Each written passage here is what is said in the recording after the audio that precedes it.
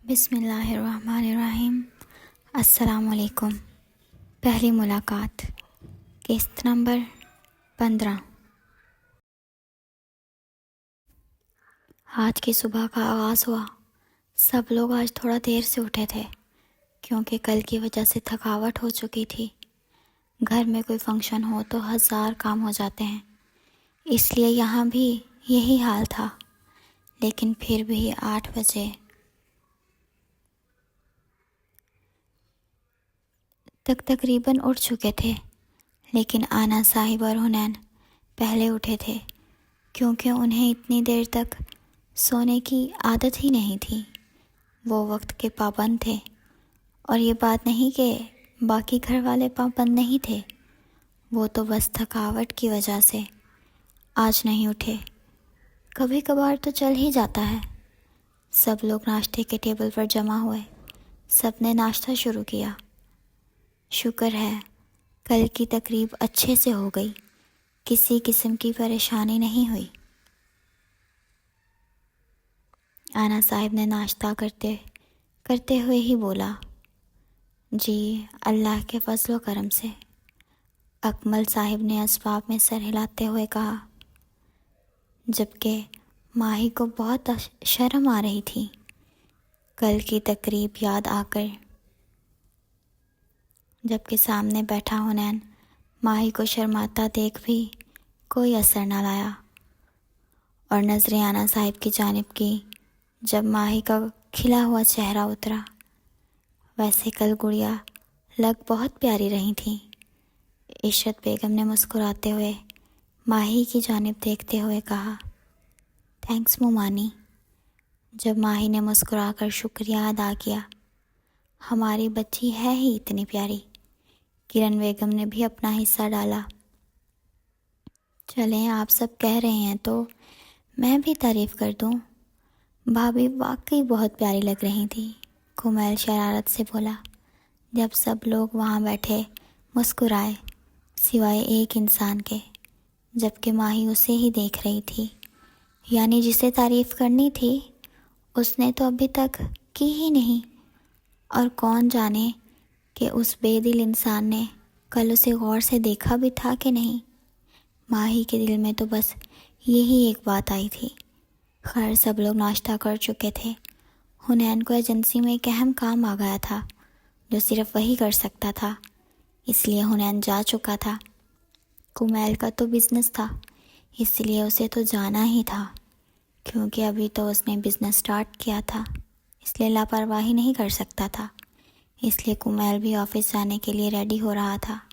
حنین کے ساتھ شہیر بھی گیا تھا، کیونکہ ان دونوں کا ایک جیسا ہی کام تھا، یا پھر شاید ایک ہی کام تھا۔ کمیل ابھی فریش ہوتا باہر کی جانب آ رہا تھا جب اریحا بھی اپنے کمرے سے باہر آ رہی تھی۔ کمیل نے اسے آتے ہوئے دیکھا۔ سنو، کمیل نے اریحا کو روکتے ہوئے کہا۔ کہاں جا رہی ہیں آپ؟ کمیل اپنی گھڑی پر نظر ڈالتے ہوئے بولا، جی میں اپنے کمرے میں۔ اریحا اپنی نظریں نیچے رکھتے جواب دیتی بولی۔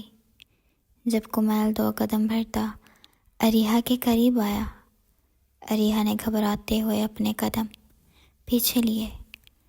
آپ اتنا گھبراتی کیوں ہیں؟ کمیل اپنے قدم پیچھے کرتا ہوا بولا، جی میں نہیں گھبراتی۔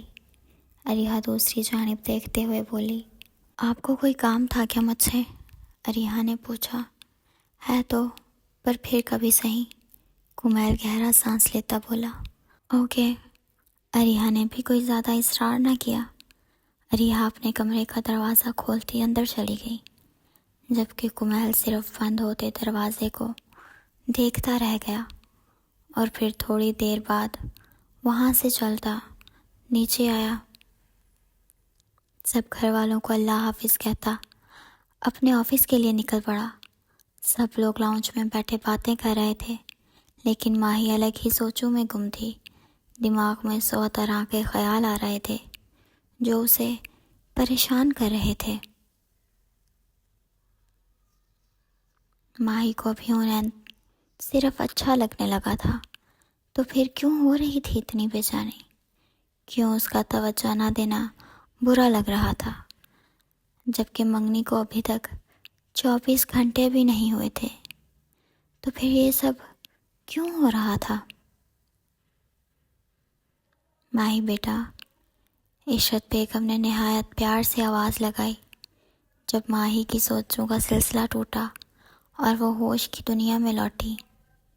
جی مومانی، عریہا نے سوالیہ نظروں سے دیکھتے ہوئے پوچھا۔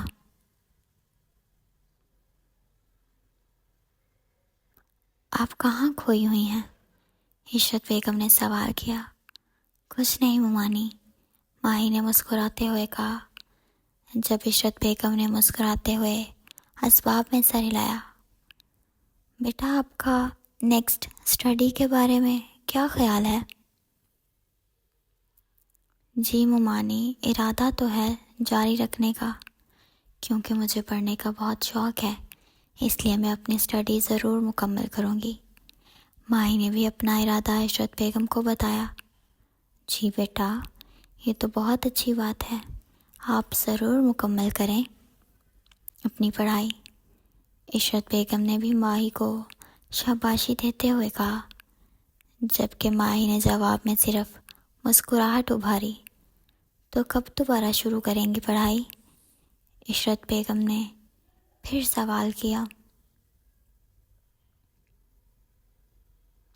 جب ہم گھر واپس جائیں گے تب دوبارہ یونیورسٹی شروع کروں گی۔ فی الحال تو ہم یہاں ہیں، اور عریہا بھی اپنے لیے یونیورسٹی سرچ کر رہی ہے۔ میرا تو خیال تھا دونوں ساتھ ہی ایک یونیورسٹی میں ہی جائیں گے۔ ماہی نے بتایا، جس پر عشرت بیگم نے بھی اسباب میں سر ہلایا۔ تو بیٹا اب تو آپ لوگ یہاں ہی رکنے والے ہیں، تو پھر یہاں ہی ایڈمیشن کروا لیں آپ بھی، اور عریہا بھی، دونوں منیہا کے ساتھ ہی جایا کرنا۔ کرن بیگم نے اپنا مشورہ پیش کیا۔ ویسے آپ صحیح کہہ رہی ہیں، گھر کی بچیاں ہیں تینوں، ساتھ آیا جایا کریں گی تو ہمیں بھی تسلی رہے گی، اور ان کی تو آپس میں بنتی بھی بہت ہے، ان کا وقت بھی ایک ساتھ گزر جایا کرے گا۔ عشرت بیگم نے خالدہ بیگم سے کہا۔ جی بھابھی، آپ کہہ تو بالکل درست رہی ہیں، اس بات پر مشورہ کر لیں گے ہم، پھر جیسے ابا جی کہیں گے ہم وہی کر لیں گے۔ صحیح کہا، عشرت بیگم نے اسباب میں سر ہلایا۔ ماہی نے کسی بھی قسم کا کوئی تاثر نہ دیا، وہ تو پہلے ہی بہت پریشان حال تھی، وہ اور زیادہ کیوں ہی سوچتی۔ میں منیہا کو بتا کر آتی ہوں، وہ بہت ہی زیادہ خوش ہوگی، ماہی کہتی ہوئی اٹھی اور منیہا کے کمرے کی جانب بڑھی۔ ماہی اور عریہا دونوں بہنیں تھیں، مگر منیہا تو کزن تھی، لیکن پھر بھی ان میں بے انتہا پیار اور لگاؤ ہو چکا تھا۔ کوئی بھی انہیں دیکھ کر یہ نہیں کہہ سکتا تھا کہ یہ لوگ پہلی بار ملے ہیں، اور ان کی محبت دیکھ تو تینوں بہنیں ہی لگتی تھیں۔ ماہی اوپر پہنچتی منیہا کے کمرے میں گئی، جہاں عریہا بھی اس کے ساتھ ہی بیٹھی تھی۔ کیا کر رہی ہو تم دونوں؟ ماہی کے جانے پر ان دونوں کو چونکتا ہوا پا کر ماہی نے شکی نظروں سے دیکھتے ہاتھ سے اشارہ کرتے ہوئے پوچھا۔ کچھ بھی نہیں آپی، ہم تو بس باتیں کر رہے ہیں، آپ اچانک آ گئی اس لیے ڈر گئے، ورنہ ہم نے کیا کرنا ہے؟ عریہا سیدھا ہوتے ہوئے بولی۔ آ جاؤ ماہی، وہاں کیا کر رہی ہو؟ آؤ ہمارے پاس بیٹھو۔ منیہا نے ماہی کو بلایا۔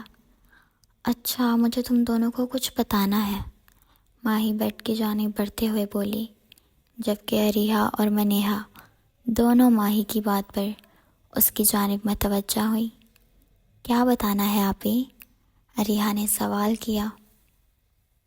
میرے پاس تم دونوں کے لیے ایک گڈ نیوز ہے، ماہی بیڈ پر بیٹھتے ہوئے بولی۔ Good news? منیہا اور اریحا نے ماہی کے پیچھے ہی دہرایا۔ جی بالکل، ماہی نے سر ہلاتے ہوئے کہا۔